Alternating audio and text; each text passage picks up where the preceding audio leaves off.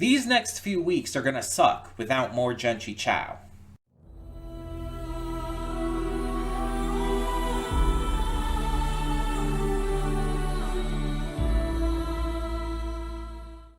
Hey everyone, welcome to Princess Gay. I'm your host Connie, and today we are here with episode 3 of Jentry Chau versus the Underworld. And yeah, like I said in my cold open there, these next few weeks are going to suck because this is the last Jentry Chau reaction, last Wednesday reaction before the winter break.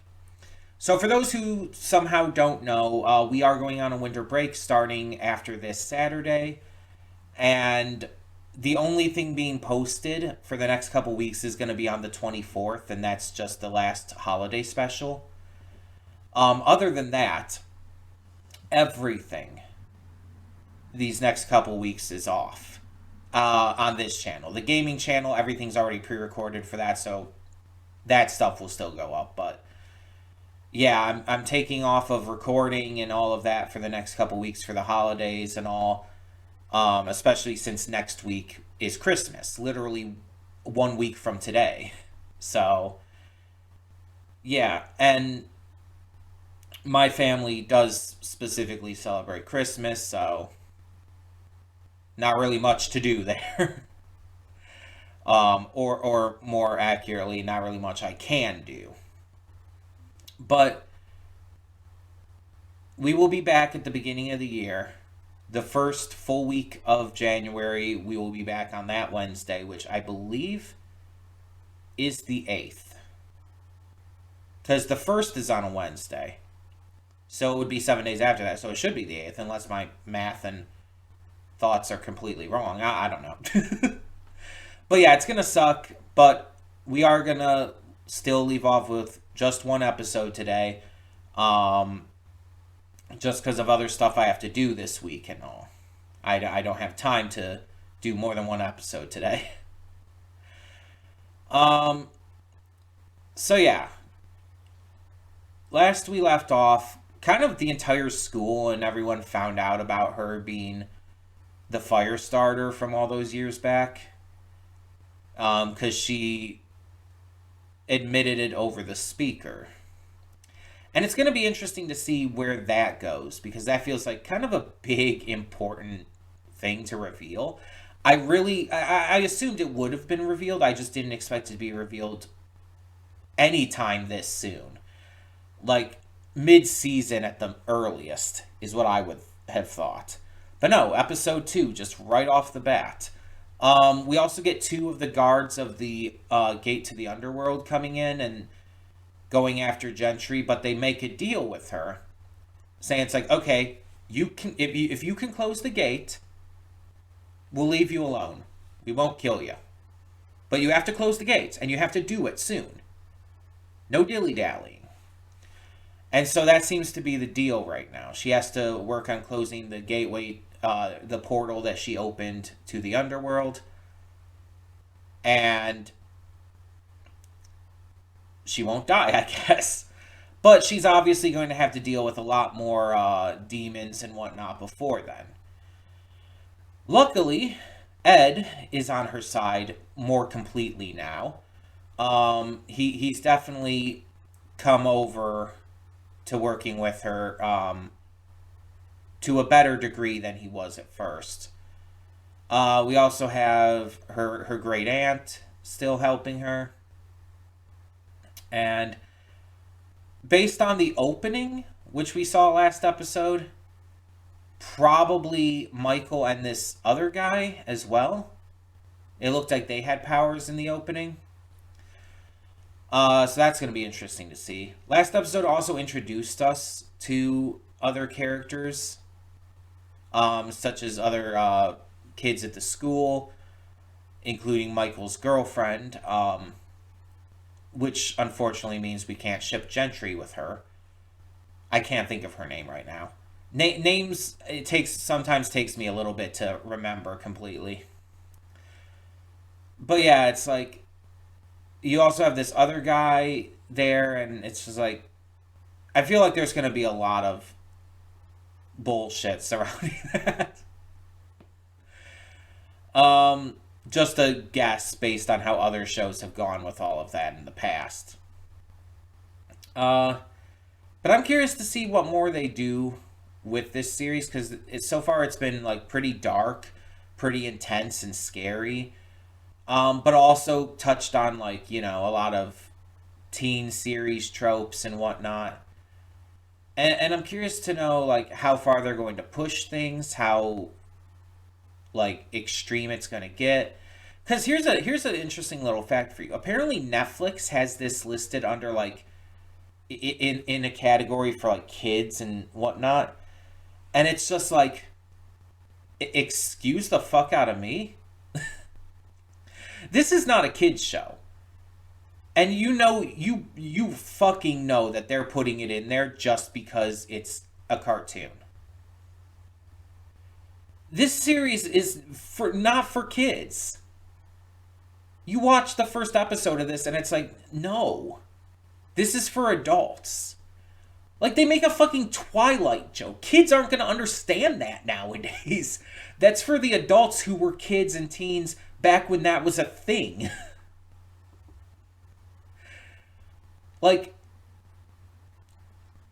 this is an adult animated series with how dark it is, with how intense it is, with how like it's clearly like toned. This is not a series for kids.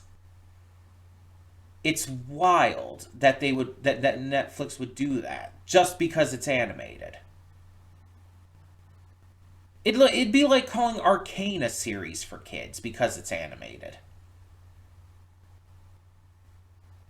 It's like at the very youngest, I feel like the demographic for this would be like 16 years old, specifically 16.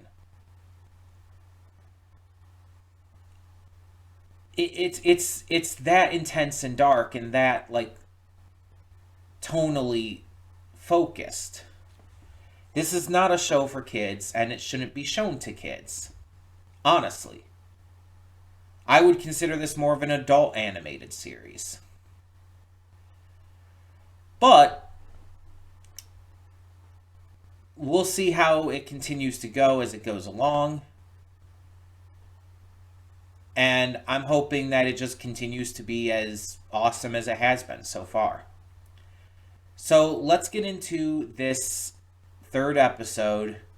See what kind of demons we get. See what kind of cool power stuff we get. And see how everyone starts to react. Besides the vice principal, because we've already seen his. To Jentry admitting what she did. Let's get going. Cutting in here real quick to remind you of all the awesome content we have on the channel. Between Monday and Friday, we have a plethora of awesome series reactions with 2 on Wednesday. We also have movie reactions every Saturday and Sunday. I do pre-record them during the week, but upload them on the weekend. And don't forget about all the gaming content over on the Princess of Gaming channel. We have Baldur's Gate 3 every single day, Horizon Forbidden West on Mondays and Fridays, Tuesdays and Thursdays is Life is Strange, Wednesdays and Sundays is Red Dead Redemption 2, and on Saturdays we have Nier Automata. A lot of great gaming content every day. Don't forget to click the link in the description below to follow it to today's reaction. I redirect everything just due to copyright reasons. And please subscribe to the channel and like the video if you want to see more awesome content such as this. So thank you so much for tuning in, and I will see you at today's reaction. And we are back, and we'll begin with spoilers in 3, 2, 1, now. So, I would not have guessed that was Susie Young because it's a very different voice than I'm used to in like her roles as like, for example, Chao Ling from Link Click. I think she was fantastic in that. But yeah, I met her at YomaCon just last month. Here's the picture. She was absolutely wonderful. She was so nice. We got to talk about her role as Link Click, and she was so excited for more of that to come out. Because apparently she just really likes the series herself. So, hey, I like it when voice actors really get into the shows that they're voice acting for. But yeah, so I would not have guessed that was her, though. I had no idea. Great performance, though. It definitely very different from her other roles that I've heard her in. And I like that. I like that she has good diversity to her performances. But let's talk about the episode. So fuck Gugu, am I right? Uh, seriously, fuck her. Like, oh my god, the first two episodes, it's like, okay, Gugu seems like kind of like an overbearing great aunt and everything. Typical kind of like thing you see in a lot of shows, whether it's with a parent, a grandmother, or in this case, a great aunt, whatever. Um, Not too bad though. But this episode, it's like, oh my god, the gaslighting, just straight up lying, and everything. Like, my god, she's fucking terrible. And here's the thing, I understand, like, she's probably doing it to protect Gentry and everything, but without question, what she's doing is wrong. The fact that she's lying, and she has lied to Gentry about her parents for what, her entire life, pretty much. The fact that while Gentry's seen these visions of what happened from the past, she's like gaslighting her into believing it's just a trick, to the point where Gentry believes it at the end just because Chang was the one behind it. It's like, my god, this is fucked beyond belief. Because whether your intentions are to help or not, whether your intentions are, trying to protect Gentry, it's like, the fact of the matter is she's still doing something inherently and entirely wrong. Something really fucked up. It doesn't matter if she has good intention if the action is still bad. Because the intention doesn't change how bad the action is.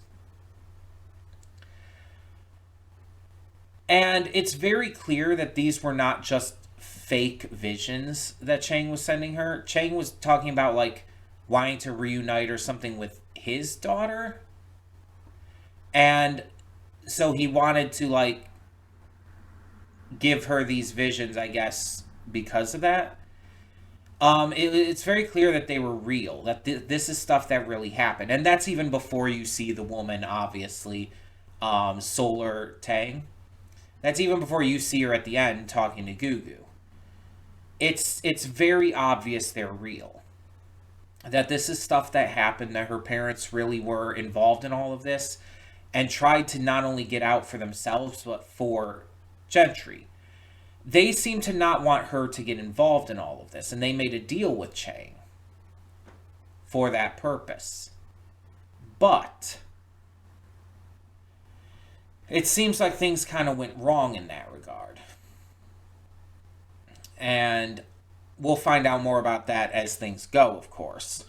But it's very clear that this all happened.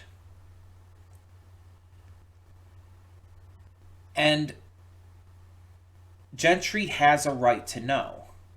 She has a right to be told about what happened and about the true origin of her powers, because it's very fucking obvious her powers are not just natural to her. Probably has to do with the deal, with the contract that was made. Also, her mother is voiced by Lucy Liu, and that's like a huge get. Like, I think Lucy Liu was in, wasn't she in Blue Eye Samurai as well, or was she not in that one? I know the voice actress from Mulan, from Disney's Mulan, was in it. I think Lucy Liu was as well. Either way, um, yeah, it's wild how just fucked up Gugu is here. And then at the end, like, after promising Gentry will never have to use her powers again because of, the fucking trauma, she calls this woman, it's like, you have to help me, help Gentry realize her full potential. It's like, okay, so fuck you. I don't think I've said that enough. She's probably planning on sicking Solar Tang on Gentry to try and get her to, use her powers to their potential. I don't know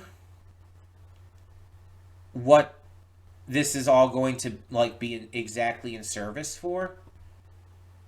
I don't know like where this is going to go, but this kind of manipulative gaslighting and just toxic mistreatment is something that I really can't abide. It's so terrible and wrong and borderline evil, depending on exactly what the kind of stuff she's doing here is. This is abusive at the very least. And it's like Gentry absolutely needs to get out of this situation.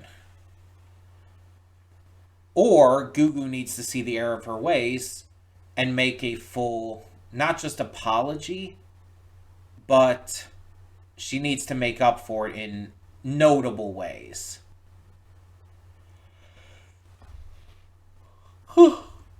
And that possibility absolutely exists. I know there's a lot of people out there who would be like, there's nothing she can do to make up for it now. She's too far gone. She's done too many bad things. But it's like I believe that everybody deserves a chance to make up for their bad actions and words and whatnot. Everyone deserves a second chance.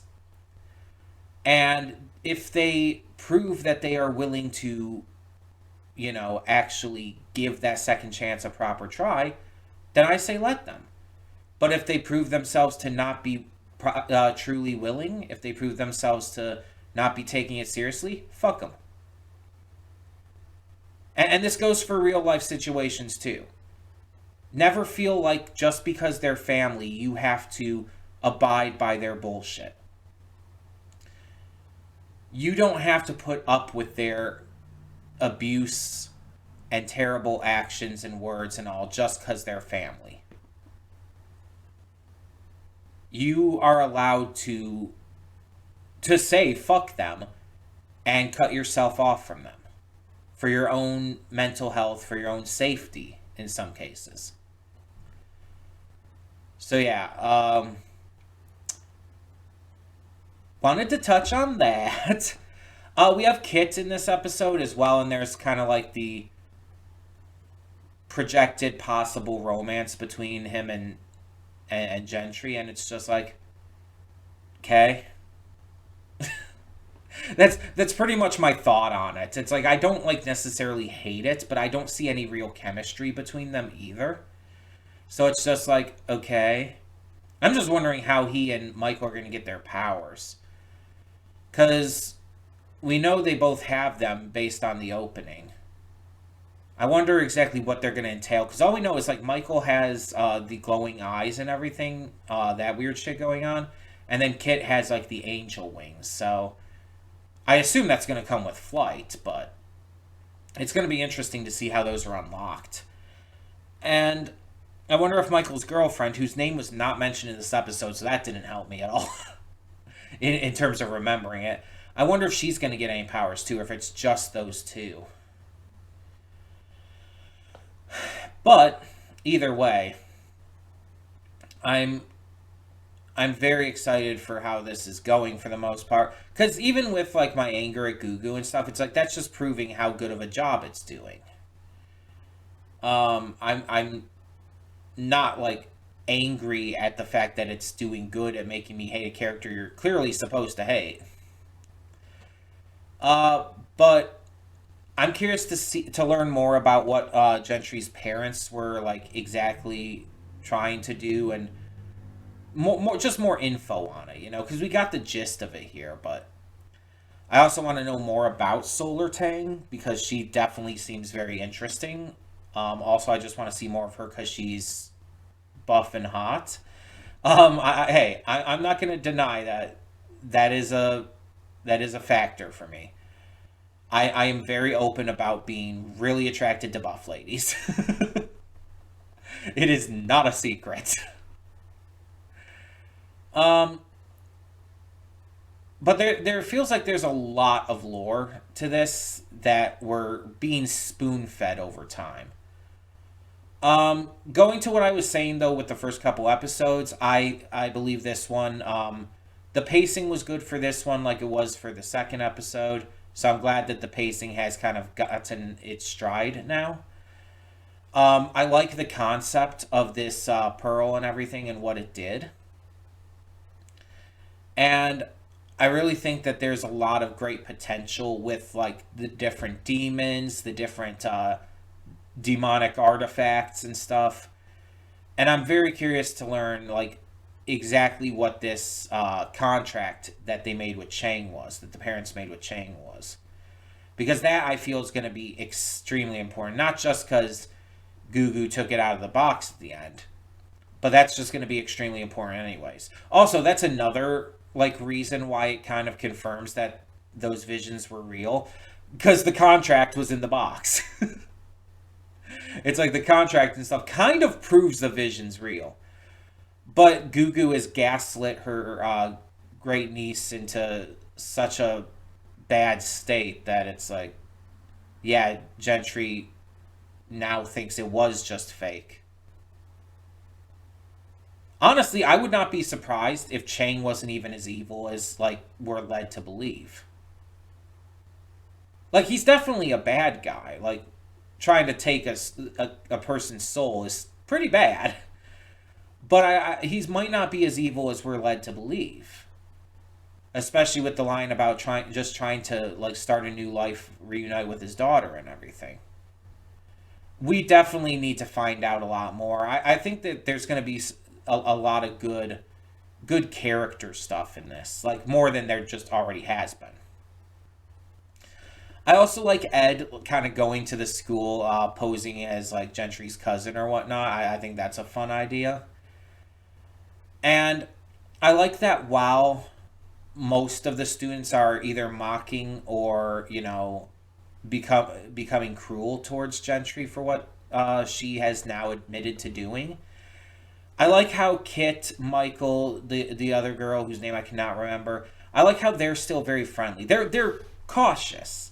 And it's understandable why. I can't inherently blame them for being cautious and for being a little awkward about it.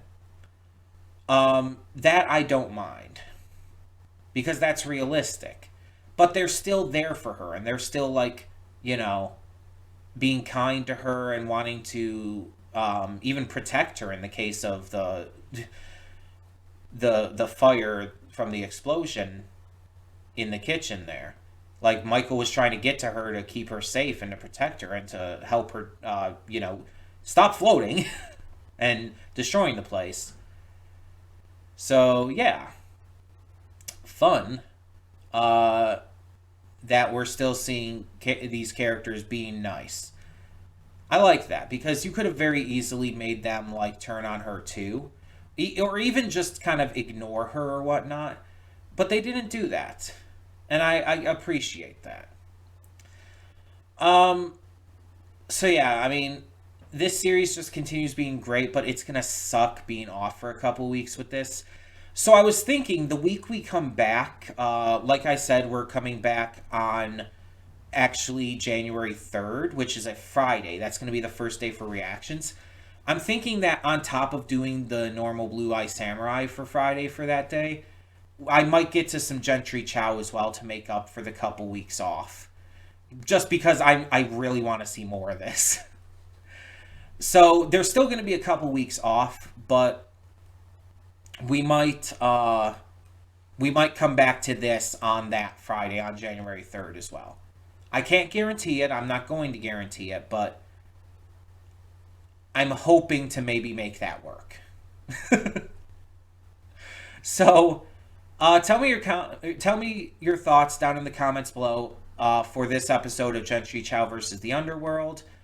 And thank you so much as always for tuning in. For now, I'm Connie and I'm signing off. See y'all next time.